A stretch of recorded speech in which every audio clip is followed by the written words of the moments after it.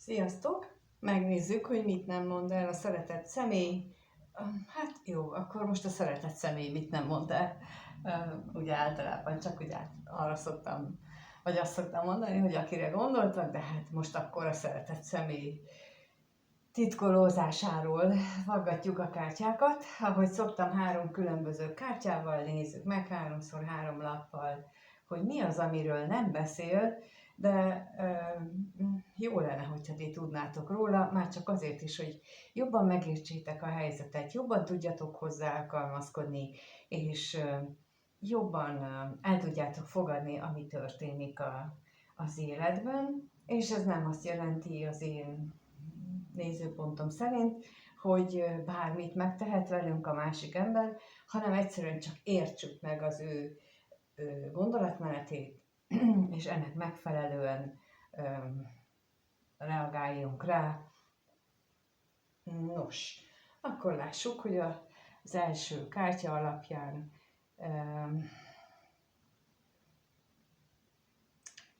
mi az, amit nem mond el.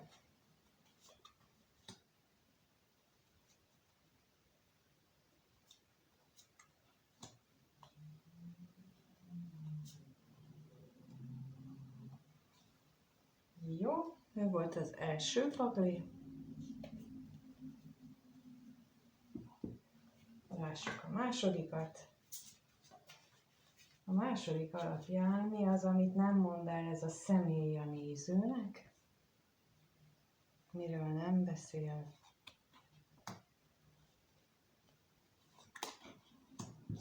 És akkor még őri a kezet.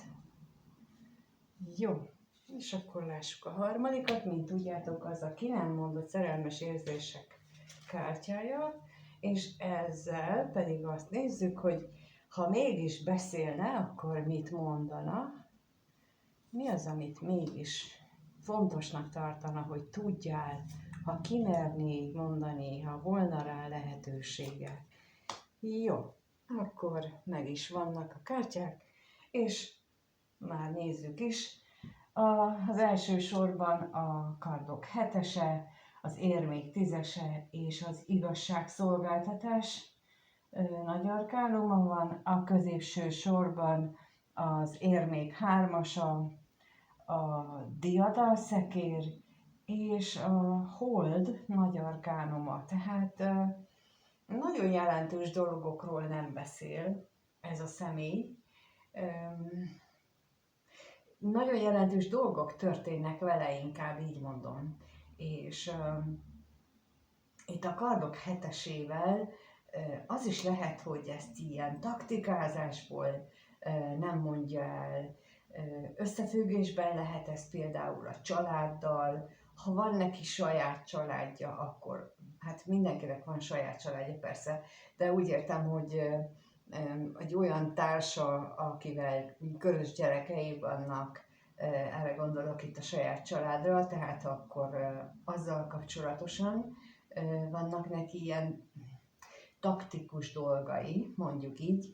Ha nincs ilyen, már mondjuk független, vagy nem él éppen párkapcsolatban, akkor viszont mindenképpen az a hozott családi mintáival, a hozott családi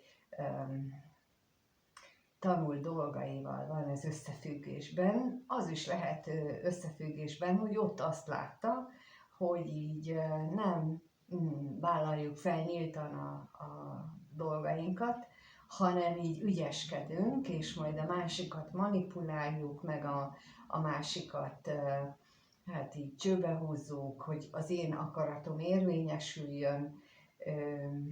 Tehát, hogy itt bőven benne van a lapok szerint egy ilyen lehetőség abban, hogy ő így éli meg jelenleg a dolgokat, és valószínűleg ezt ő valahol a tudata mélyén tudja, hogy ez nem jó, és te nem örülnél neki, és ezért nem is akar róla beszélni. Viszont itt az utolsó lapként kijött az igazságszolgáltatás, a 11-es nagy arkánum, ami viszont azt mondja, hogy mindegy, hogy ő mit taktikázik össze, mindegy, hogy az ő egója hogyan próbálja itt rendezni a dolgokat, itt bizony előbb-utóbb az isteni igazságszolgáltatás közbe fog lépni. Mert az, amit csinál, ez a taktikázás, vagy azért, mert hogy ő találja ki, vagy azért, mert egy ilyen hozott minta, amin túl kellene neki lépni, ez lenne az egyik sors feladata, egyik élet feladata, ezért az égiek közbe fognak lépni, hogy csinálja meg már. És ha hiszitek, hanem ez így működik. Ha valakinek el van tervezve, hogy mi erre az életre, erre az inkarnációra a feladata, akkor azt az energiák segítségével, a különböző energiák és különböző erők segítségével az égiek megpróbálják keresztül verni az emberen. És ezeket az életterveket, ezeket nagyon fejlett, magas szellemek dolgozzák ki. Én például újra és újra rácsodálkozom arra, hogy mennyire tökéletesen tudták, hogy én majd hogy fogok dolgokra reagálni, és milyen olyan manővereket, vagy milyen olyan dolgokat tettek bele közben az életembe, illetve a végén, amikor már nem reagáltam a jó szándékú irányítgatásra, a végén pedig egy olyan, már nem több alkalommal előfordult, tehát olyan katartikus élményt adó eseményeket hoztak az életembe, amikor is hát visszatereltek engem arra az útra, ami meg volt számomra írva. Na de ezt ők tudták előre, nagy eséllyel tudják előre, inkább így mondom, hogy hogyan fog reagálni rá a lélek. Főleg a fejlettebb lelkek esetén azt hiszem, hogy ott van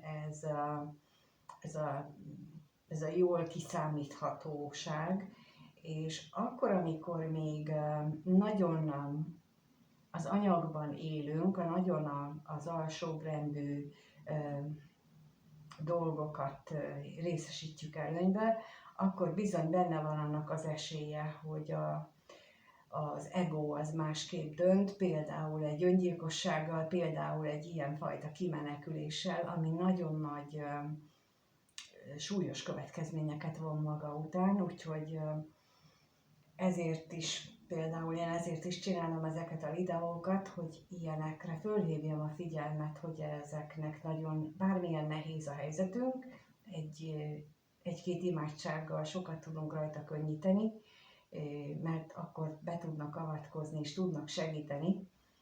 Nekem például így segítettek. Tehát amikor megéltem a katartikus élményt, amikor bedobtak a gödör aljára, akkor az imádság hatására nyúltak a hónom alá, és akkor annantól kezdve mondjuk így, hogy vezettek, és hagytam magam vezetni, ezért mindenkinek javaslom ezt a módszert, mert itt látható, hogy ennek a személynek az életében is taktikázhat ő, hozhatja ő a saját felszedett mintáit, de ha abból nem a megfelelő következtetést vonja le, akkor itt az isteni igazságszolgáltatás máshol másképp úgy fogalmazzák meg, hogy isteni időzítés, az ott bizony működésbe fog lendülni. No, és megnézzük a középső sort, ugye ott az érmék hármasa van, a diadalszekér és a hold. És ez valahogy pont arról beszél, amit én az előbb elmondtam, tehát, hogy itt az érmék hármasával úgymond meg van tervezve már egy lehetséges útvonal. Meg van tervezve már az, hogy merre lenne célszerű menni, mert hogy ott a bőség, az előbbre jutás lehetősége ott vár bennünket, és középen van a diadalszekér, és ez a diadalszekér, ez nem egy olyan, mint a többi kártyában, hogy kőszfinxek, vagy ilyen olyan soha el nem induló állatok vannak egy szekér elé fogva, nem, itt táltos paripák vannak. Igaz, hogy nem teljesen egy irányba húznak, és ezt elég nehéz kordában tartani, de látható az, hogy ha ők egyszer elindulnak, már pedig itt az ösztökélést az isteni igazságszolgáltatással biztosan meg fogják kapni, akkor viszont rakéta sebességre tudnak kapcsolni, és tudnak haladni ahova is. Hát ez az. A hold az itt is, meg itt is itt van, tehát valami olyan irányba fognak haladni a dolgok, amelyekről egyelőre nem lehet tudomásunk. Egyelőre homály fedi ezt az irányt, hogy milyen irányban indulnak el, vagy indul el majd itt ez a diadalszekér, ami tudható az, hogy a Teremtő a számunkra mindig a legjobbat akarja. De a magyarok istene az egy szerető Isten, az nem egy gonosz Isten, nem egy büntető, ahogy nagyon gyakran lehet akár más kultúráknak, vagy ősi kultúráknak a leírásában hallani. A mi Istenünk azért is nevezzük jó Istennek, mert hogy ő jó, és mindannyiunknak jót akar, és ez a hit éltessen bennünket, hogy nem tudjuk ugyan, hogy merre visz ez a szekér bennünket, de egy biztos, mivel a Teremtő jó szándékkal van irányunkba, és azt szeretné, hogy mi minél előbb visszakerüljünk az ő országába, ezért ő olyan helyre, vagy olyan irányba fogja ezeket a lovakat indítani, ami számunkra jót hoz. Persze, ahogy el szoktam mondani, itt a lelkitársaknál főleg, az, hogy mi hoz számunkra jót, az nagyon relatív.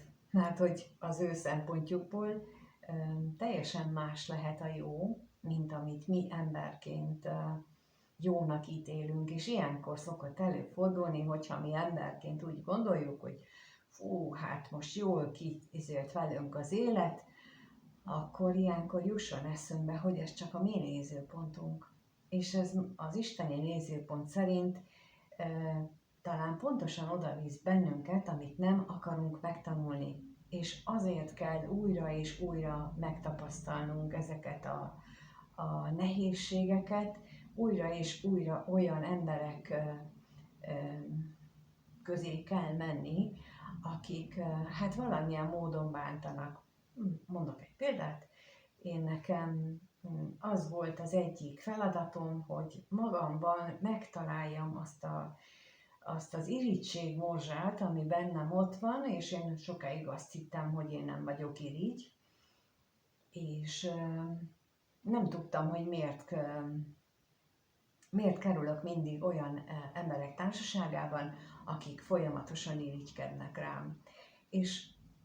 És amikor ez a nagy mélybetolás, mélybelökés történt, utána, amikor kértem az isteni vezetést, akkor utána világosodott meg tulajdonképpen az, hogy de bennem is ott volt, de olyan jól elrejtettem, olyan jól álcáztam, hogy kire és mire voltam irigy, hogy és azzal nem akartam tudomásul venni, és ezért ilyen nagy pofonszerűen hozták az életemben állandóan az olyan embereket, akik úgy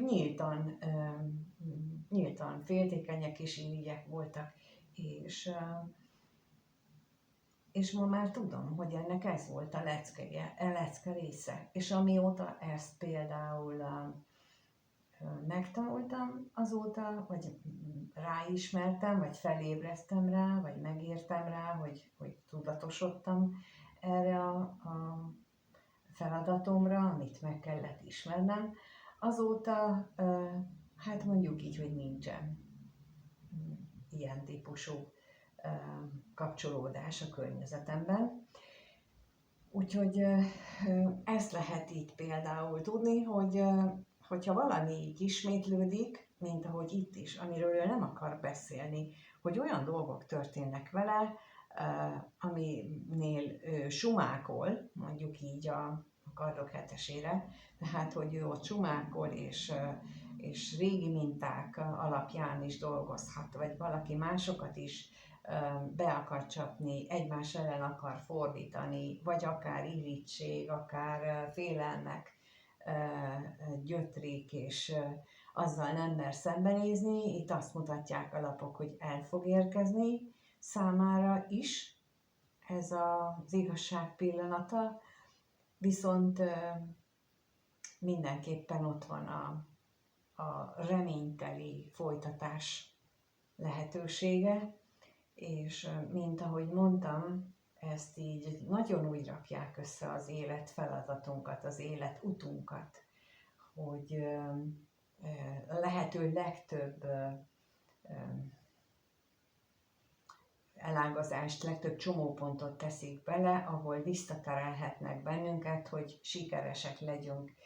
És amikor elérünk az életünk végére, akkor az isteni ítélőszék, ahogy szokták mondani, vagy ahol erről számot kell adnunk, hogy na akkor hogyan is teljesítettük az élet feladatunkat, akkor ott a lehető legkevésbé kelljen szégyenkeznünk a saját földi inkarnációnk miatt, hanem inkább úgy tudjuk megélni, hogy elégedettséggel, hogy jaj, de jó, igaz, hogy isteni segítséggel időnként, de mégiscsak meg tudtuk valósítani.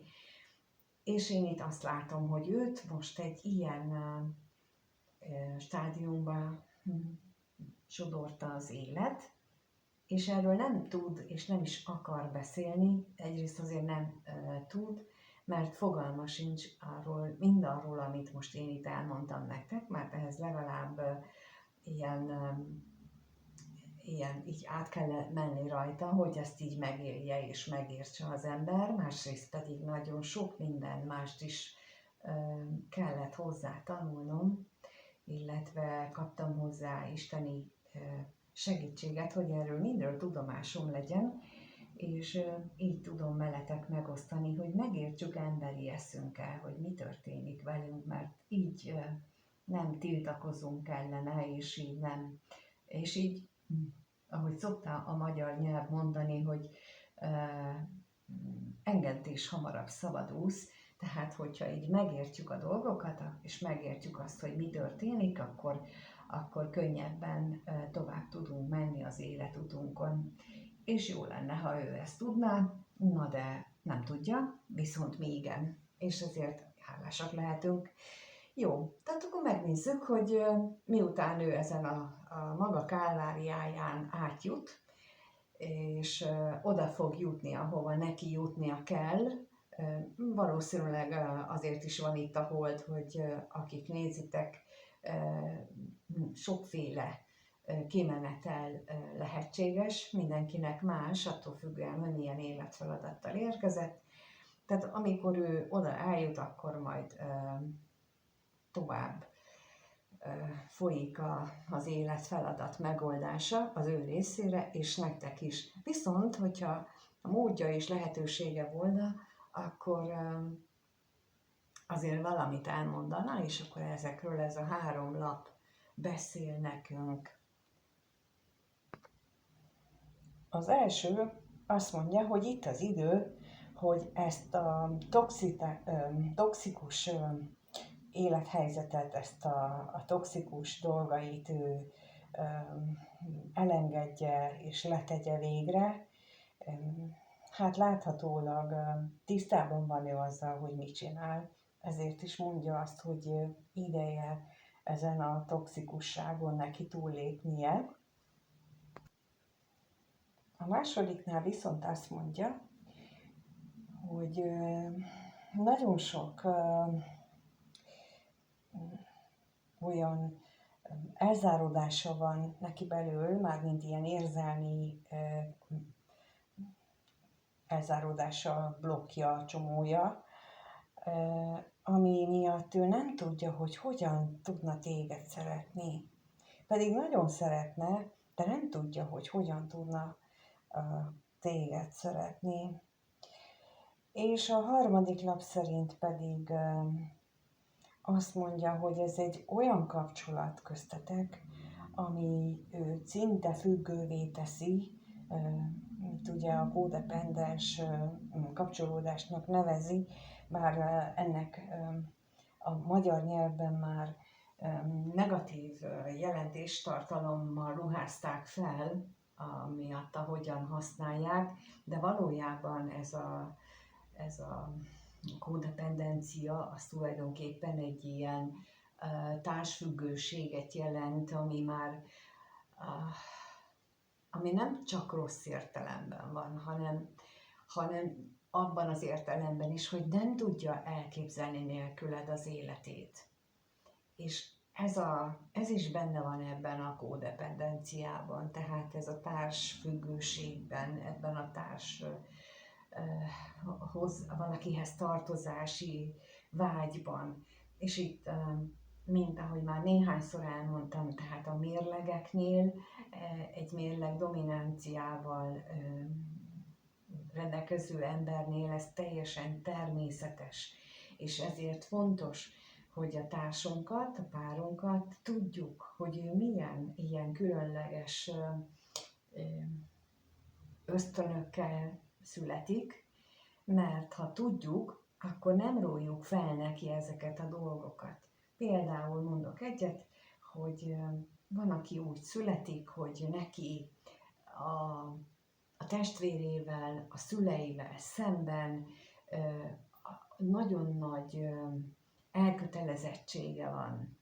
Ez a horoszkópból ez tökéletesen jól látható, viszont ő nem tud erről, és nem tudatosan részesíti előnybe például a szüleit, vagy a testvéreit a feleségével, a férjével vagy szemben. Viszont ha erről nem tudunk, és nem tudjuk a módját, hogy hogyan tudjuk ezt így nála, nem így direkt módon, hogy elmondom neki, hogy figyelj, te az anyádat meg a testvéredet előnyben részesíted velem, mert ez őt nem fogja érteni, hogy te miről beszélsz, hanem ha tudod, hogy milyen egyéb más irányban lehet ugyanezt az energiát elterelni, akkor meg lehet oldani, hogy mindenki jól jöjjön ki belőle. Tehát, hogy az ő ösztönszerű megnyilvánulásai is meglegyenek, meg te is megkapd azt, amire vágysz. És akkor ez a születési feladat, ez egy másik életfeladat, amivel születünk, nagyon sok ilyen, tényleg sok ilyen van, de vannak kisebbek, vannak nagyobbak, van, amit a párkapcsolatban tudunk megoldani, van, amit később tudunk megoldani, de például vannak, akik kifejezetten olyan életfeladattal, vagy olyan prioritással születnek, hogy ők valami nagyot alkossanak a munkájukkal kapcsolatosan, ilyen nagyon szép íven haladjanak előre, például a ranglétrán, viszont vannak, akiknek az a feladata, hogy a földi javakat ugyan megkapják, kimaxolják, de nem úgy, hogy közben annak rabjaivá váljanak, és ne birtokloljanak, hanem a harmadik szinten, ugye már beszéltem arról, hogy mindennek 3 szintje van, hanem a harmadik szinten maxolják ki, amikor például ez a földi javaknak a kimaxolása az abból áll, hogy én a képességeimet mindenki javára tudom fordítani. Ez a cél tulajdonképpen annál a sorsfeladatnál. Úgyhogy ez az ember most egy ilyen utazáson vesz részt, amiről nem tud, de befizetett rá, Ti viszont tudjátok, úgyhogy ha megértéssel fordultok felé, akkor tudjátok őt támogatni. Ha kíváncsiak vagytok arra, hogy nektek hogyan lehet ezt, vagy hogyan van ez az életben, hogyan lehet ezt megoldani, akkor majd a későbbiekben is tudtok ezzel keresni engemet, de most például lehet az Ikerláng workshop-pal kapcsolatban is, ahol hasonlóan próbálok rávilágítani az Ikerláng kapcsolódásnak a valódi hátterére, mert eddig csak az emberek ezt a mindennapi, hétköznapi dolgokat látják, ezt tapasztalják meg, de azok mögött is ilyen nagyon nagy életfeladatok húzódnak meg, és ebben tudok segíteni, hogy könnyebbé tegyük, és akkor ennek folyamányaképpen pedig szépé. Mind a kapcsolódást, mind az életet. Úgyhogy ezért, aki úgy gondolja, a leírásban megtaláljátok az elérhetőséget, és még jelentkezhettek, és egyéni konzultációt is kérhettek, az is ott van az elérhetőségem, úgyhogy de azon bármit kérdezhettek, bármilyen segítséget kértek, meg tudok rá válaszolni. Úgyhogy köszönöm, hogy itt voltatok, köszönöm, hogy megnéztétek, köszönöm a kommenteket, ha megírjátok, hogy ezt mit gondoltok róla, köszönöm a reakciókat, amivel a csatorna támogatását segítitek elő, és amíg nem találkozunk addig, és mindenkinek minden jót kívánok, sziasztok!